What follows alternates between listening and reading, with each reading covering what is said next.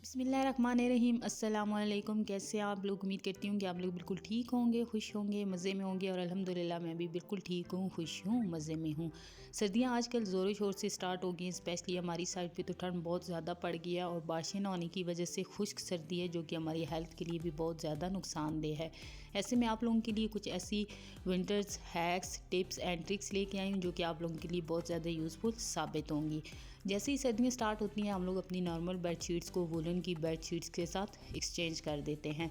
बाज़ार में डिफरेंट तरह की वुलन की बेडशीट्स अवेलेबल हैं जो कि बहुत ज़्यादा एक्सपेंसिव भी होती हैं। ऐसे में अगर आप लोगों के पास वुलन की बेडशीट ना हो तो आप लोगों के लिए एक हैक है कि आप लोगों के घर में जो भी एसी ब्लैंकेट्स हैं या जो नॉर्मल ब्लैंकेट हम लोग यूज़ करते हैं वो ब्लैंकेट भी आप लोग यूज़ कर सकते हैं जो कि वुलन की बेडशीट्स की निस्बत काफ़ी ज़्यादा कंफर्टेबल और गर्म भी होते हैं।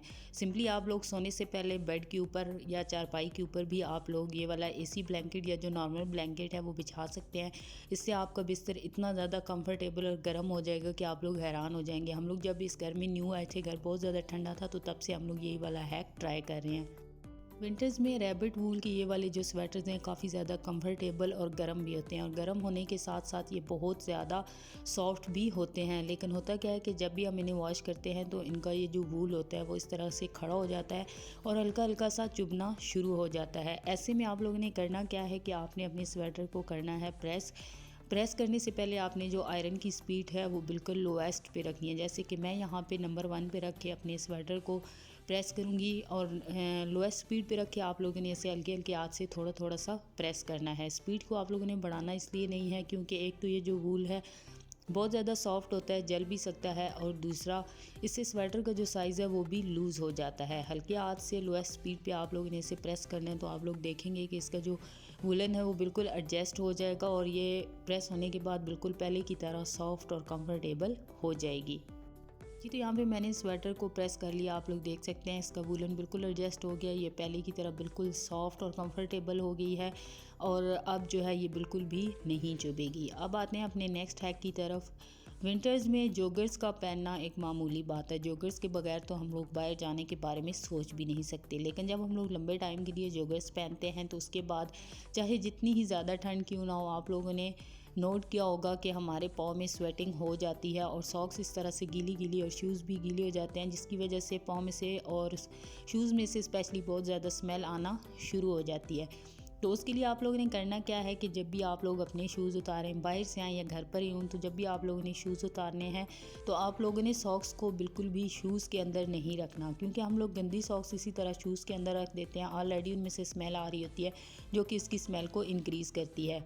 सॉक्स को आप लोगों ने डाल देना है लॉन्ड्री बास्केट में और उसके बाद अपनी शूज़ के अंदर आप लोगों ने इस तरह से टेल्कम पाउडर का छिड़काव कर देना है। अच्छी तरीके से छिड़काव करके इसे मिक्स करके आप लोगों ने रख देना है और नेक्स्ट डे जब आप लोगों ने अपनी शूज़ यूज़ करने हो तो यूज़ करने से पहले जो एक्स्ट्रा पाउडर है वो झाड़ लें। आप लोग देखेंगे कि आपके पाँव में से बिल्कुल भी स्मेल नहीं आएगी।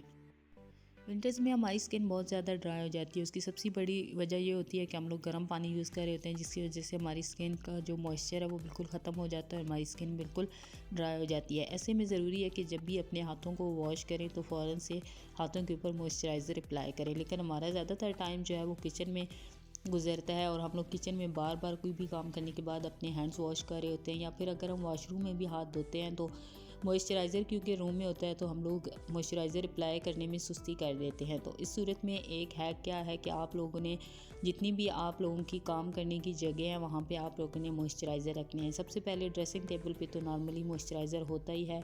मैं यहाँ पे अपनी वैसलीन की क्रीम जो है वो हमेशा इसके ऊपर रखती हूँ। इसके अलावा किचन का जो सिंक एरिया है वहाँ पे भी आप लोगों को एक मॉइस्चराइज़र मस्ट रखना चाहिए। उसके अलावा जितने भी एरियाज़ हैं जो कि आप लोगों के यूज़ होते हैं जैसे कि वॉश बेसन के साइड पे और अपने बेड के साइड टेबल पे भी आप लोगों ने मस्ट जो है मॉइस्चराइज़र रखना है, क्योंकि ये एक रिमाइंडर होता है कि जब भी आप लोग हैंड वॉश करें और अपने हाथों के ऊपर मॉइस्चराइज़र अप्लाई करें।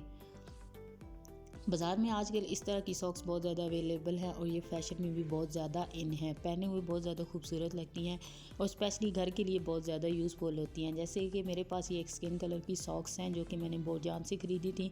इनके अंदर नेट लगा हुआ है इस तरीके से, जो कि पहने हुए बहुत ज़्यादा खूबसूरत लगता है। लेकिन इस तरह की सॉक्स से क्या होता है कि एक तो सर्दी पूरी तरह से कवर नहीं होती और दूसरा हमारी स्किन जो है वो ड्राई होना शुरू हो जाती है। तो इसके लिए मैं यहाँ पे लेके आई हूँ स्किन कलर की ये वाली सॉक्स, जो कि पहनने में बहुत ज़्यादा गर्म भी होती है और साइज़ में भी अच्छी खासी बड़ी हैं। ऐसे में क्या होता है कि जब भी मैं ये सॉक्स पहनती हूँ, इससे एक तो मेरे पाँव बहुत ही अच्छी तरीके से पूरे कवर हो जाते हैं और उसके साथ साथ जो मैंने टाइट पहना होता है उसको भी बहुत अच्छे तरीके से कवर करते हैं। ये एक तरह का स्किन टाइट के तौर पे मेरा काम करता है। अब इसके ऊपर जो भी सॉक्स मैं यूज़ करूँगी, एक तो मुझे ठंड नहीं लगेगी और दूसरा जो मेरी स्किन है उसको भी ये प्रोटेक्ट करेगा। स्किन को एक तो ठंड नहीं लगेगी और दूसरा जो स्किन होती है वो बिल्कुल भी ड्राई नहीं होगी। इस तरह से आप लोग नीचे स्किन टाइट स्किन कलर की सॉक्स यूज़ करें और उसके ऊपर आप लोग ये वाली सॉक्स यूज़ कर लें तो आपकी स्किन जो है वो बिल्कुल सेफ़ रहेगी। इसके बरक्स अगर मैं यही वाली सॉक्स बगैर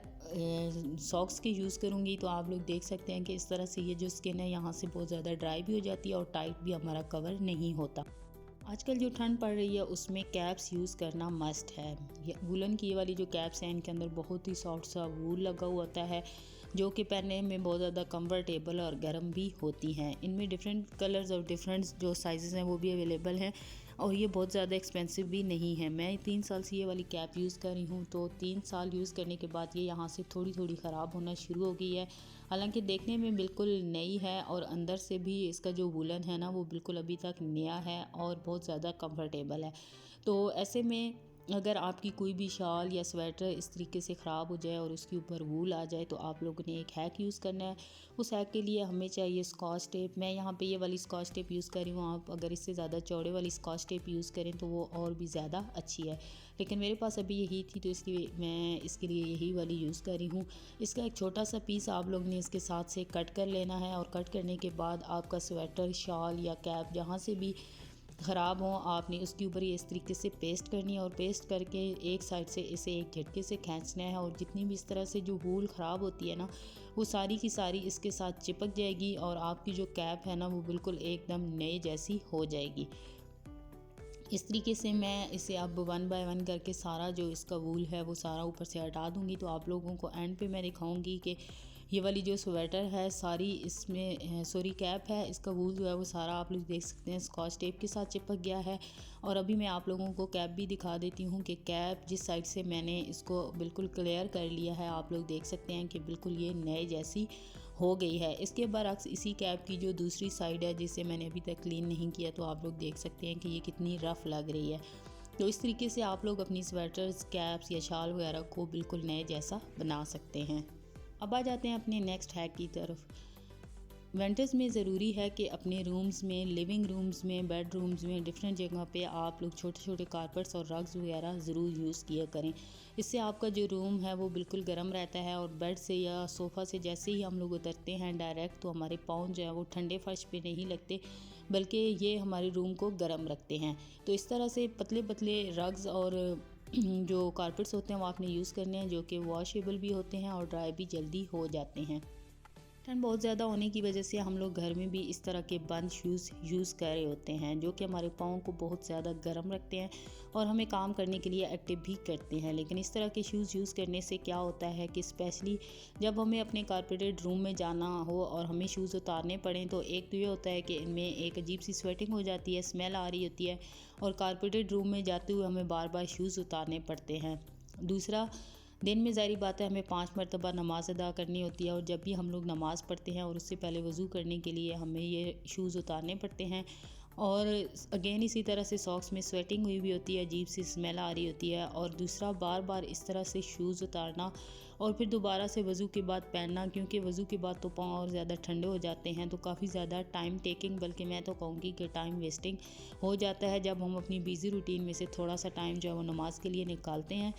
तो इससे हमारा टाइम जो है ना वो अच्छा खासी वेस्ट हो जाता है कि पहले शूज़ उतारें, सॉक्स उतारें। लेकिन इसके बजाय अगर आप लोग इन शूज़ेस को रिप्लेस कर दें फैब्रिक शूज़ के साथ तो ये बहुत ही ज़्यादा कंफर्टेबल होते हैं, बहुत ही ज़्यादा इनको पहनना और उतारना जो है वो आसान होता है और बहुत ही ज़्यादा सॉफ्ट भी होते हैं, और इसके साथ साथ ये हमारे पाँव को बहुत ज़्यादा गर्म भी रखते हैं। और जब भी हमें इन्हें बार बार उतारने की ज़रूरत पड़े तो इन्हें बार बार उतारना या पहनना भी मुश्किल नहीं होता, पाँव में भी स्वेटिंग नहीं होती और ना ही पाँव से स्मेल आती है। विंटर्स में मुझे कैप शाल यूज़ करना बहुत ही ज़्यादा पसंद है। कैप शाल्स में से ये वाली जो मेरी शाल है ये मेरी बहुत ही ज़्यादा फेवरेट है। एक तो इसका साइज़ जो है वो बहुत बड़ा है, इजीली जब भी मुझे कहीं बाहर जाना हो, बाज़ार जाना हो या कहीं भी किसी इवेंट के लिए, तो मैं इसे ओढ़ लेती हूँ और इजीली बाहर चली जाती हूँ। इससे मेरी जो ठंड है वो भी अच्छी खासी कवर हो जाती है। और दूसरा, इसका जो मटेरियल है वो इतना ज़्यादा सॉफ्ट है, कंफर्टेबल है और इतना गर्म है कि इजीली जो है ना स्वेटर के बगैर भी मैं इसी कैप शाल के साथ एडजस्ट कर सकती हूँ।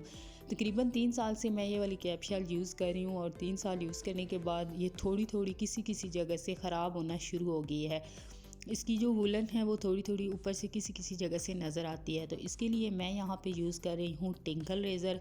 बहुत ही ज़्यादा चीप जो है वो बाज़ार में अवेलेबल है टिंकल रेज़र। तकरीबन 150 रुपीज़ में आई गेस मैंने ये 3 बाय किए थे।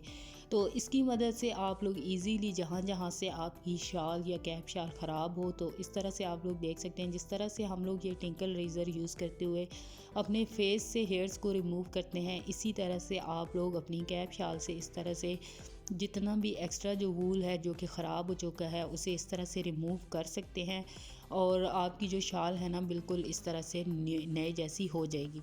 सम टाइम अगर हम न्यू शॉल भी लेके आएँ तो एक वॉश के बाद वो इस तरीके से ख़राब होना शुरू हो जाती है, तो उसके लिए भी आप लोग ये वाला हैक यूज़ कर सकते हैं। विंटर्स में जब हम बड़े साइज़ का टॉवल यूज़ करते हैं तो जब वो गीला हो जाता है या फिर गंदा हो जाता है तो उसे बार बार वॉश करना और फिर उसे ड्राई करना काफ़ी ज़्यादा टाइम टेकिंग है। नॉर्मल मशीन से धोने के बाद तो ये वाला टॉवल 2 दिन ले लेता है ड्राई होने में, तो इसके बजाय मैं विंटर्स में रिप्लेस कर देती हूँ इन बड़े टॉवल्स को इन छोटे टॉवल्स के साथ, जो कि बहुत ज़्यादा सॉफ्ट होते हैं और इनसे इजीली आप लोग अपने हैंड्स को ड्राई भी कर सकते हैं। और दूसरा, इनको बार बार वॉश करना और फिर इनको ड्राई करना भी बहुत ज़्यादा आसान होता है।